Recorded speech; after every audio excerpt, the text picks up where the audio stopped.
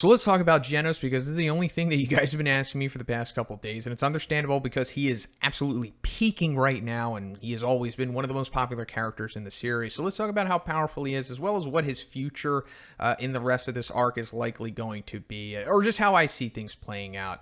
And of course, this is all new to the manga. So let's go over what this form is first of all. So I personally call it Daedric Genos, and that's because it looks like he's wearing Daedric armor from Skyrim. You can call it whatever you want. We never get an official monikers for any of these forms. But anyway, so back in chapter 93, and it's described by Dr. Kuseno in that chapter as being a badly balanced build that specializes in attack power. And then he pushed horsepower to the limit without sacrificing armor integrity, and that Genos himself has to regulate output during battle. Now, that's stupid of him to expect that of Genos because he never really does that. But anyway, so he says, at full power, you will go beyond the endurance limit and break it. Use that only as your last resort. So as we saw, Genos just went immediately into that power, and it's understandable because he had to. He was deflecting a friggin' Kamehameha after all. But also, as he says, and we saw in the flashback of this chapter, which was referring to chapter 93, he says, only use full power when you have the right opportunity.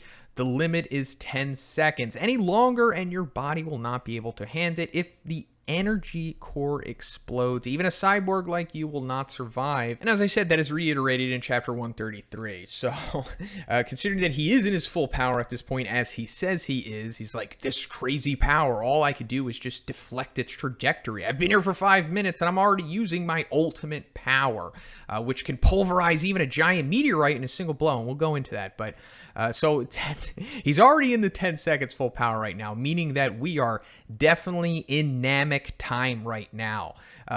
Because he's like, oh, will I make it? So he's having this internal monologue, and on top of that, he's having this conversation with Tatsumaki about, King and Saitama, awesome, dialogue from one, of course, but just goes back to saying, like, this 10 seconds is going to last probably another chapter. So like I said, we're on Namek time at this point. So, it being said that he is in his full power right now, it's hard to say, like, how strong just base Daedric Genos is. I assume that he's got to be at least a low dragon, right? Because his most prominent feat is him stomping down on G5's true form, who, in my opinion, was definitely a high demon.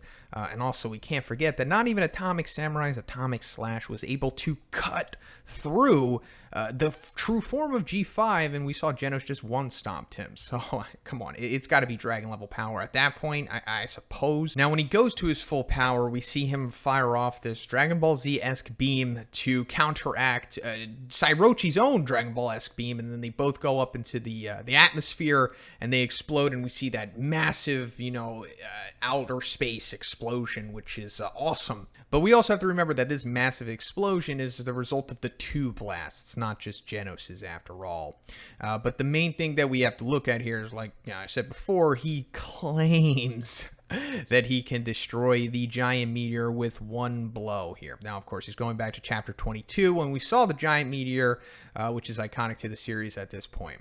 Now, is this true? Is Genos giving us legitimate exposition here that we should take for face value? There's probably some truth to this considering, his performance against Sairochi here, who I think is consensus above Dragon in power at this point.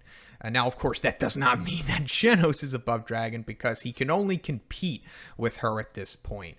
And as we saw, he got pushed back by him trying to beam struggle with her. But if it is true and that his 10-second power can destroy the meteor in one blast, then it's possible, okay, that this is rivaling the power of a normal punch from Saitama. And I say normal punch because if we go back to chapter 22, we see like the effort that Saitama gives to destroy the meteor. It's not like a lackadaisical punch that we've seen from him before, like when he takes out Vaccine Man or somebody like that. Even Carnage Kabuto doesn't even have that much effort to it, although he was kind of angry because of the sale or whatever. But it looks very similar to the punch that he delivers to Orochi, which he literally says is a normal punch. The aesthetics are there. So it doesn't have the same power. I don't know, remains to be seen. We'll never really know how much effort Saitama is truly giving, I suppose, but we could just guess. So if it is close to the power of a normal punch, that means that 10 seconds Genos is somewhat even rivaling Goketsu's power. Because if you go back to my How Powerful is Goketsu video, I think One and Murata definitely put in the parallels to kind of show that Goketsu was on the level of how Saitama nerfs himself to train against Genos. Back in chapter 17, and again, I'm not saying that this is all created equal and that Saitama's power is equal to this or he is equal. I'm just saying it's all kind of relative, I suppose, and these can be compared to a degree. So I guess this all kind of points to full power 10-second Genos in his Daedric form is like a high dragon, I suppose. I mean, maybe he has like power that could rival an above dragon, because we see it's pretty impressive here. Like the way that he's able to combat against Sairochi's like main blast while also, defending off Orochi's, individual blasts that he's doing. So, I mean, it's got to be a high dragon at this point. And this also answers the other speculation that we had about this form of Genos. Like, I thought maybe it was going to be like one massive blast, or it could have been like a meteoric burst type form to him. And it seems like it's more of the latter here. If meteoric burst Boros was more energy projectile based rather than just being like a berserker. But anyway, what's going to happen after this point is that I think Tatsumaki is going to like pull Psychos out of the Orochi god mixture thing that she's a part of right here. Because, we see it being set up in this chapter when Genos is like, I'll handle the energy beams, you get rid of the monster. So yeah, Genos is going to continue to collide with her that way while Tatsumaki pulls out Psychos.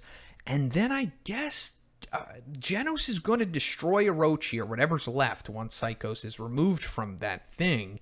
And this might be Genos' big, massive victory here. Now, of course, he's going to have to go past 10 seconds because that is Chekhov's 10 seconds after all. They mentioned it so much, it's obviously going to happen.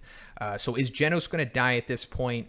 No, because it's Genos and we're not even halfway through the series at this point. He's obviously got to make it to the end so he can fight Drive Knight, who is the Mad Cyborg. Spoilers for the end of series, by the way, but anyway, if he does wind up dying, like from his core exploding, as Dr. Kuseno says, he will come back anyway, and a possibility that I see for that is Phoenix Man or Phoenix Chick Man. Remember, he has survived, he's returned.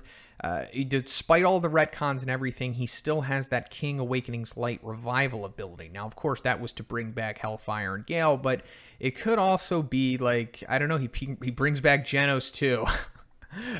Regardless, like I said, Genos is not going to be removed from the series for what happens after this arc. But I do think that after he takes out Orochi, or whatever the conclusion of this battle is, he will be pretty much benched for the rest of this arc.